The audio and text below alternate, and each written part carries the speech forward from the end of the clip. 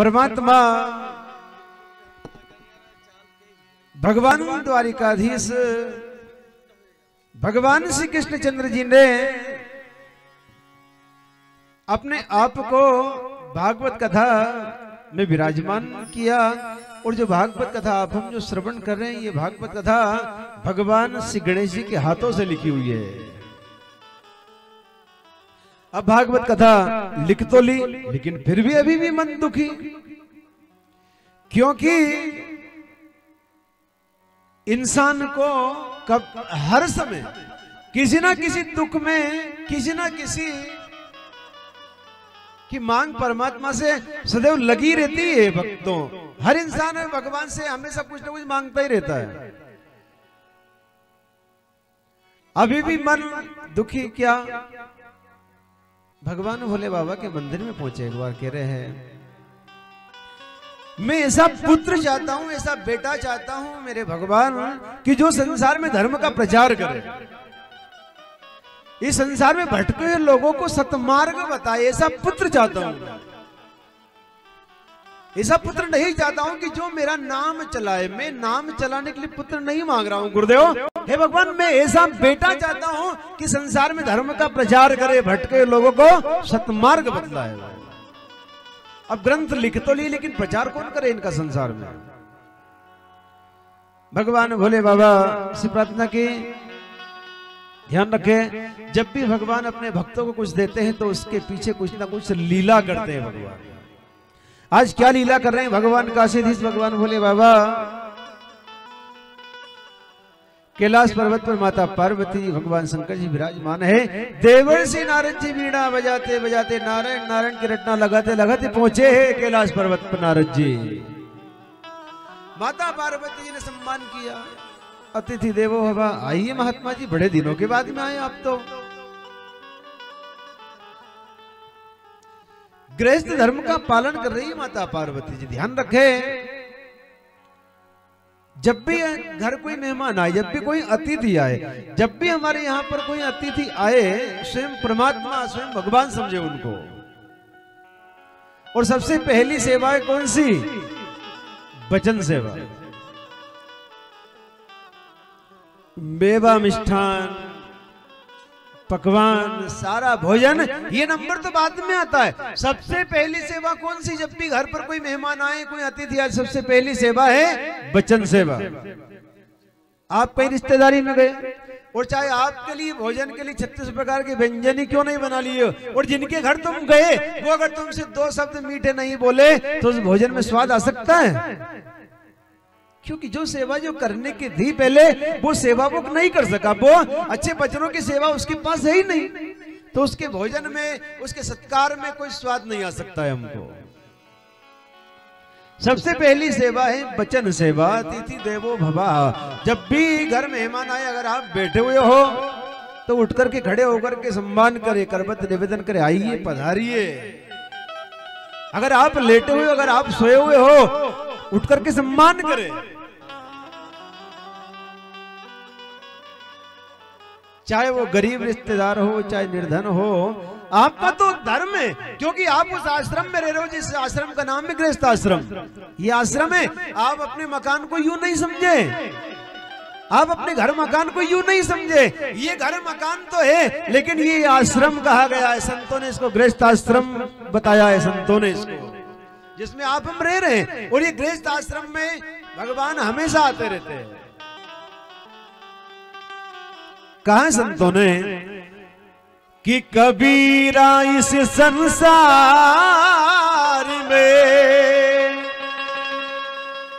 ओ कबीरा इस संसार में, सबसे हिल मिल धाए, ना जाने किस रूप में नारायण मिल जाए। नारायण मिल जाए। ना जाने किस रूप में हमारे घर परमात्मा आ जाए, ना जाने किस रूप में हमारे घर स्वयं कृष्ण पधार जाए। क्योंकि हम जिस जगह रह रहे हैं उसका नाम है गृहस्थ आश्रम। और इस गृहस्थ आश्रम का नियम है, जब भी घर कोई अतिथि आए, कोई मेहमान आए, सम्मान करे।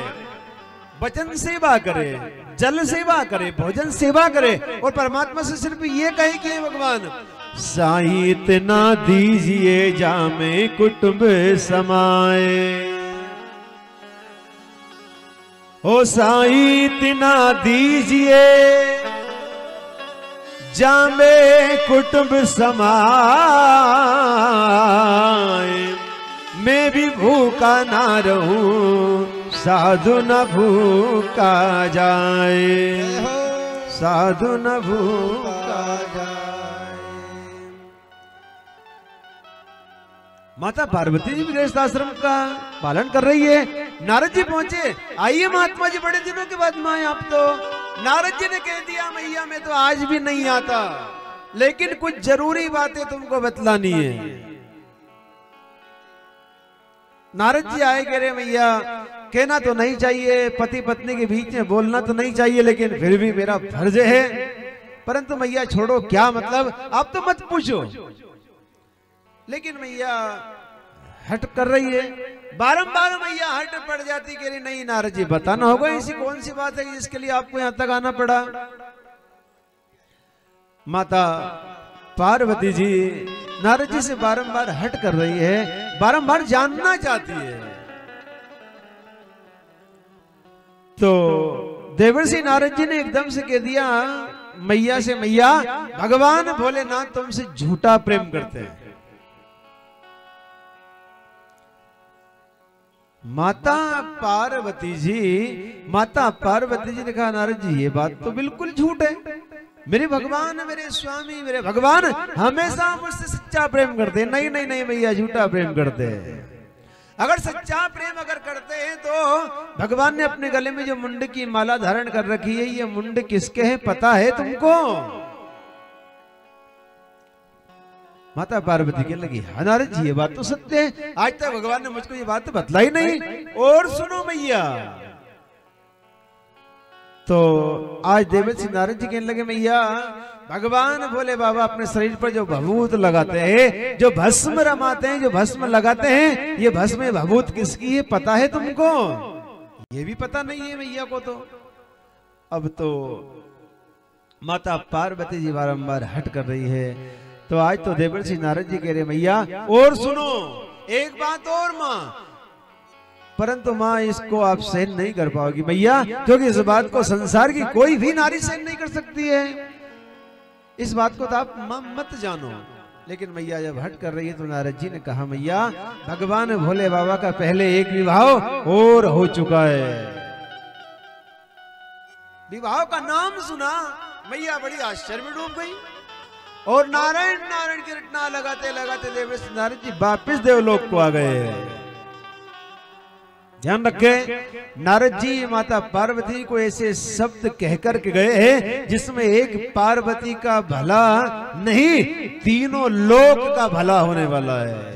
आपका हमारा सभी का भला होने वाला है।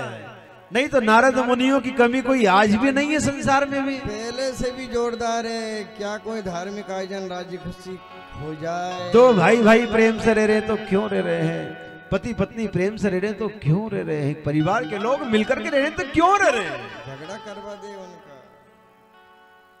लेकिन नारद जी महात्मा भगवान के भक्त ने आज जैसे जैसे वचन कहे जाकर के माता पार्वती जी आज तो सोच रही है जैसे ही भगवान जागेंगे जरूर पूछूंगी मैं।